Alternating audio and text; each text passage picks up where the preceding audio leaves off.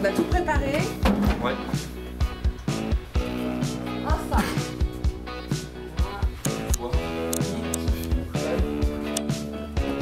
Top 1. François Chaillet, vous êtes le réalisateur du film documentaire Sortie de route. Alors expliquez-nous comment vous est venue l'idée de réaliser ce documentaire, ce film documentaire.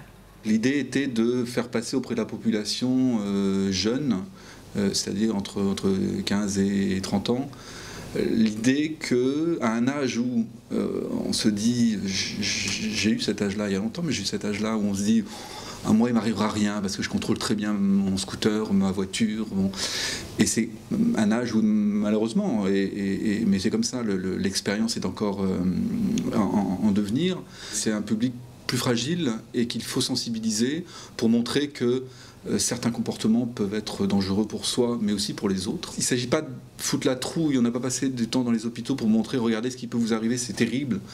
Non, voilà, tous les comportements que l'on peut avoir sur la route ont un impact. Donc ça veut dire respecter les règles, entendre des choses et avoir des comportements qui ne me mettent pas moi en danger et qui ne mettent pas les autres en danger.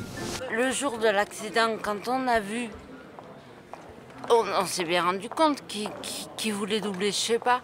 On aurait pu dire tous les deux, parce qu'il y avait mon petit copain de l'époque derrière. On aurait pu lui dire de ne pas doubler, de ne pas dépasser, de rester derrière, d'attendre.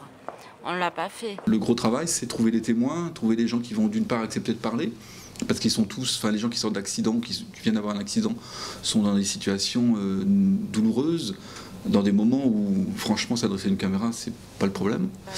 Et l'autre chose, c'est trouver des gens qui vont porter un vrai message.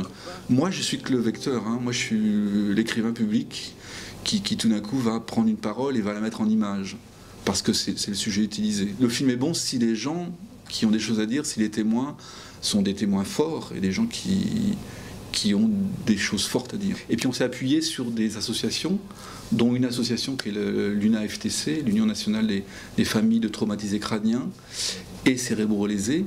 Donc c'est les parents d'enfants qui ont eu des traumatismes ou des adultes qui ont eu des traumatismes, qui se retrouvent au sein d'une association et qui travaillent depuis de nombreuses années à faire en sorte que quand on a un accident comme ça, parce que c'est compliqué, il y a l'accident, mais après il y a la suite, il y a gérer le traumatisme, il y a la réinsertion dans les milieux professionnels, ou quand c'est les jeunes enfants, retrouver un cursus classique quand c'est possible, etc. Bref, donc c'est très compliqué, ces familles sont souvent perdues, et ces associations-là font un travail formidable et très important d'aide à ces gens à qui ce drame arrive.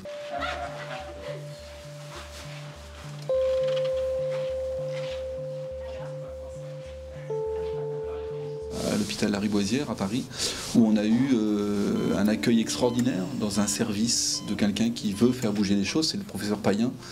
Et on a eu comme interlocutrice docteur Lukasiewicz, qui est une femme qui est tous les jours dans ce service-là, qui connaît tout le monde et qui a accepté qu'on puisse la suivre plusieurs jours. Alors on y passe 3-4 jours, c'est-à-dire qu'il faut y passer du temps pour déjà par rapport au personnel soignant faire qu'ils oublient la caméra et puis voilà, faire en sorte que l'on n'est pas là. De toute façon, ce sont des lieux quand même difficiles, donc l'équipe de tournage, on est deux, hein. Moi je fais l'image et j'ai mon ami Léonard qui fait le son. On peut pas être plus parce qu'il faut être discret, il faut faire attention. Et puis là le projet, l'orientation de notre projet, concrètement les intéresser, ça veut dire qu'on n'est ni voyeuriste, ni on a vraiment un message à faire passer. C'est un message de prévention et ils ont le même message à faire passer. Eux récupèrent les blessés et moins il y en a, plus ils sont heureux évidemment. Donc on fait le même boulot. Donc à partir du moment où on s'entend et on travaille ensemble.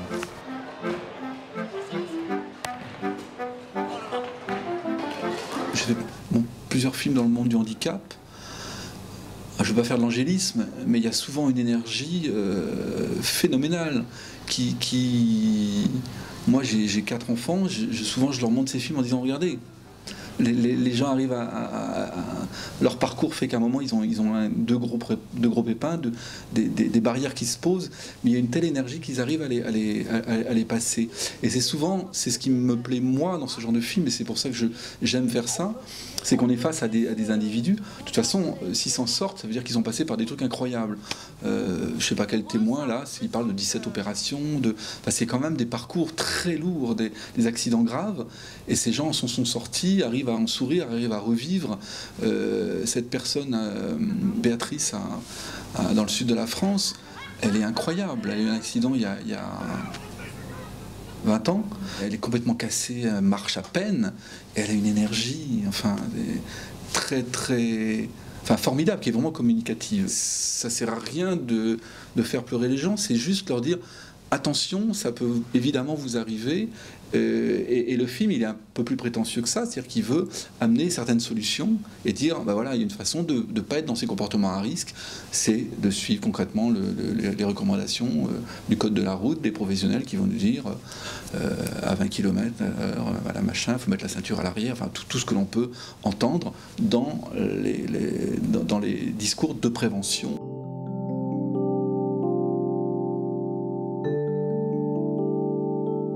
C'est des gens qui ont eu des parcours très difficiles, avec concrètement un accident de mobilette, de la route, de voiture, donc des gens qui ont eu leur vie totalement transformée, parce que quand on a un accident grave comme ça, même si on s'en remet, on a la vie qui change totalement. Donc c'est ces gens qui ont eu ce choc-là et qui ont réussi à transformer leur vie et faire en sorte que aujourd'hui ils ont un sourire jusque-là, ils se disent voilà, j'ai vécu ça, hein, mais voilà ce que j'ai pu trouver, voilà comment j'ai pu transformer les choses, et voilà aujourd'hui ce qui m'accroche à la vie, et voilà pourquoi aujourd'hui je suis heureux de témoigner et de faire part de mon expérience. C'est ça qui me passionne, c'est ces gens qui ont cette force de me dire ce qu'ils ont vécu, qui va faire en sorte que ma vie va être plus riche, plus large, plus grande et pleine de leur expérience.